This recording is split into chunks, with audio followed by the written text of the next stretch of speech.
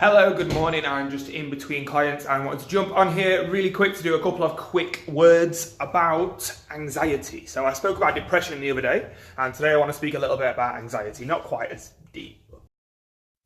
So if depression is living in the past and dwelling on things and being miserable about things that have already happened that you can't change, then anxiety is living in the future and worrying about things that haven't even necessarily happened yet.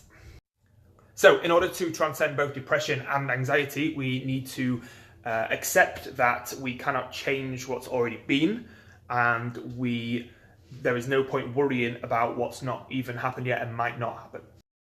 Obviously that's easier said than done. It's easy for someone like me to just come on, speak to my phone and be like, yeah, don't worry, like fucking Bob Marley and all that shit. But it's easier said than done. So if we dissolve worry, we dissolve anxiety. So this is how I do it. So I'm in like a mastermind kind of thing with a very wise young fella called Lewis Mocker, who has a mint system for dealing with worry. And I'm going to show you that now.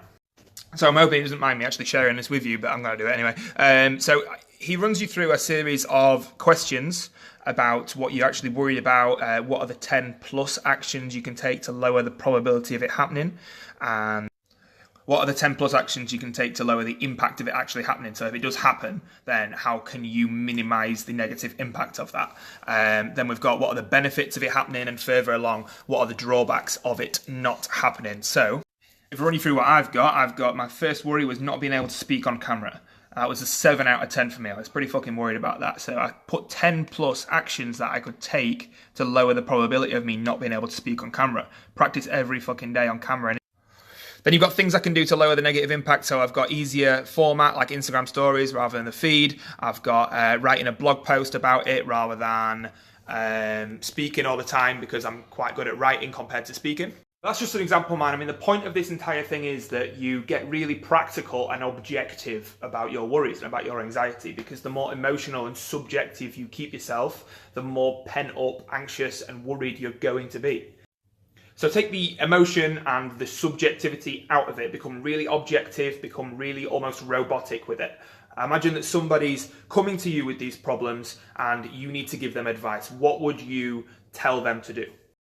And then if you're still really worried about it, you can try Lewis's system. So what are the 10 plus actions you can take right now to lower the probability of what you're worried about happening? What are the 10 plus actions you can take right now to minimize any negative impact if it does happen?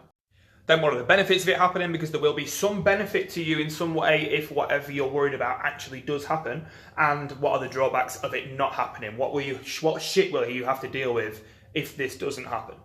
So I'm not saying that's a cure-all and that if you try this one trick, you're going to be free from anxiety for the rest of your life. No, I'm not saying that whatsoever. But what I am saying is it's a start, and it's probably better than what most people are doing right now, which is not really a lot. Anxiety feeds stress, stress feeds inflammation, inflammation feeds disease, and none of that is very good for getting massive. So what do you want me to do? Anyway, that's all I've got to share today. Hopefully those words were useful or at least coherent and made sense. Have a mint weekend, and I will speak to you again very soon.